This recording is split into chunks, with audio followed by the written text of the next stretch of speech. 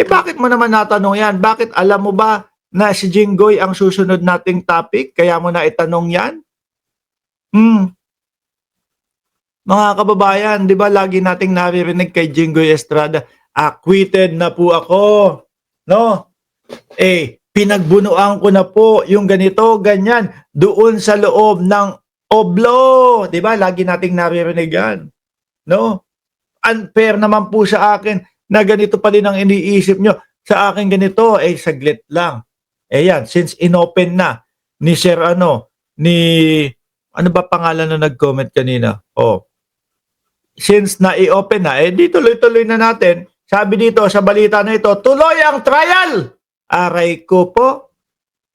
Hindi pa din pala safe, sabi ni Rina, Akala ko safe na. 2 beses na pong ipinagpilitan ni Marcoleta. Safe ka na, safe ka na, safe ka na. Alam nyo, sa Salawikain, tama ba? Correct nyo na lang ako kung Salawikain ang tawag doon. Meron tayong mga kasabihan, mga Pilipino Huwag mong pilitin, dudugo ang puwet. Ay, sorry. Cut. Si Tina B kasi dumating kaya kung ano-ano nasabi ko. Sorry. Nadagdagan lang ko. May kasabihan tayong mga Pilipino, huwag mong pilitin, dudugo. Hanggang doon lang ho. No, mga kababayan, yung puwet wala. Wala yan. Huwag mong pilitin na isabihin na, safe ka na, safe ka na. Tapos yung pala, ito makikita namin sa mga news. Tuloy ang trial. No? Yan galit pa kay Kiko, hindi pala safe kay Napoles, sabi ni Ma'am Banji Santiago. Tuloy ang trial. Sandigan rules Jinggoy's plunder acquittal does not mean dismissal of grab charges. Nako po. Mukhang hindi pa nga safe si Bossing. No? Mukhang may isa ako, yung kapatid si Boss JB, Ejercito.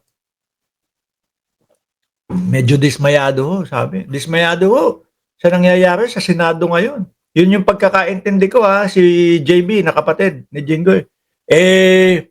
Muntik na po akong umalis doon sa majority. Kung ganito po, ang gagawin lang natin, ganito ang kalakaran. Tatargetin yung kapwa senador. Kumbaga, dismayado si Boss JB, yung kapatid ni Jinggoy. Si The Good Ones, na minsan pong sinabi ni Marcoleta, si JB daw po ay The Good Ones at ito ay The Bad Ones naman daw. Siguro, mga kababayan, siyempre kapatid ko, laging ganyan. Dismayado, alis na lang ako dito. Bakit po?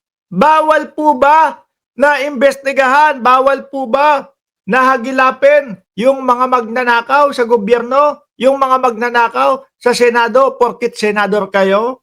Yan ang ayaw naming Pilipino. At yan ho yung ayaw natin, mga kababayan. Kaya nga sabi sa inyo, mas okay pa sa akin na ito nagbabatuhan sila, naggugulo-gulo sila. No, mas okay sa akin kasi nakikita natin kung sino talaga yung mga magnanakaw with matching evidence. Hindi na tayo, hindi na tayong mga Pilipino yung hagilapin natin. Tayo nga magsuri kung sino yung mga magnanakaw yan. Hindi na.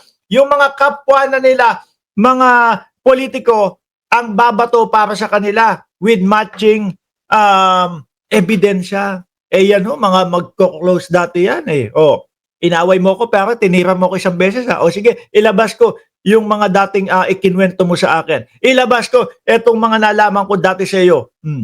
Ganun din. Yung isa naman, ganun binanata mo ko, nilabas mo yung mga kalokohan ko ilalabas ko din yung sa iyo. Habang ang ICI ho, mga kababayan, habang ang ating presidente at tayong mga Pilipino, nakanongga lang Sige lang, batuhan kayo dyan. No? Ibukon ninyo ang mga kapwa ninyo, mga magnanakaw. At pagkatapos, pag nakitaan namin yung mga ebidensyang inilalabas ninyo, yari kayo sa amin. Ganyan na nga po ang ginagawa ng presidente. Kaya sabi ko, mga boss, kung sakali na may extend natin ang pamumuno ni Pangulong Bongbong Marcos, kung pwede lang ho talaga. Para tuloy-tuloy na itong mga pag-ubos ng mga korap, tapos pagpapalago ng ating ekonomiya.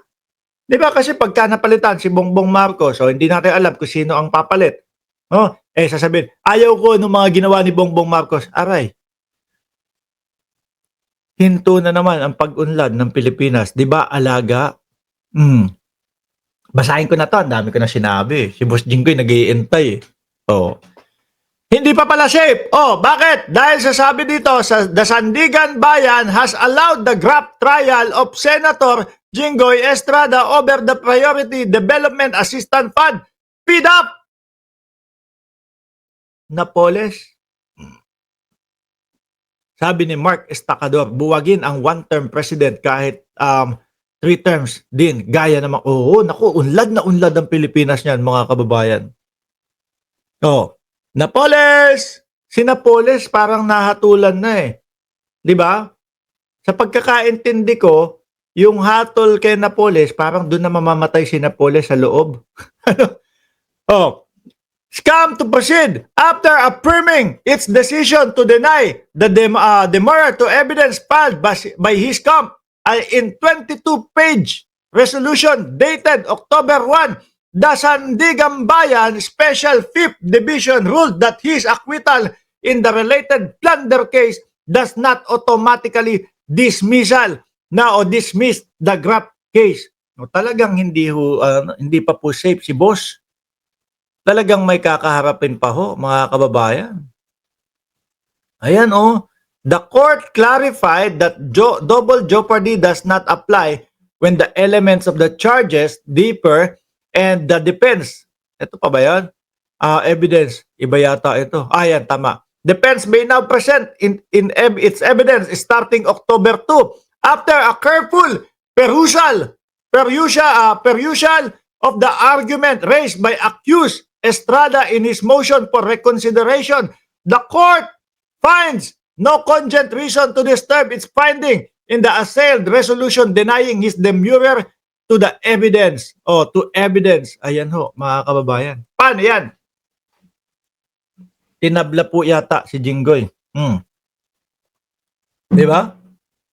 Sabi ni Tina B, yari ka, Jinky. Uy, bakit Jinky naman? Jinggoy! Huwag nyo ang iniba yung mamaya kung ano-ano masasabi ko dito. Sabi ni Chess Master, kawawa ang hindi magnanakaw, pagtutulungan ng mga magnanakaw, baguhin na batas, huwag idaan sa majority, panagutin lahat mga magkakampi o nagkakampi-kampihan. Correct? No? Bilang nabanggit mo na yung sinabi mong huwag idaan sa majority, ewan ko, etong mga viewers natin, feeling ko lang ho, mga kababayan, no? Alam nyo, yung mga susunod nating topic, si Boss Joel, eto, lumang balita ho ito, mga kababayan. Pero ngayon lang po, napanood ng inyong lingkod. Si Joel is Lord, nakapending din sa Sandigan Bayan, 2016 pa. Sabi ni Roel, San Pedro,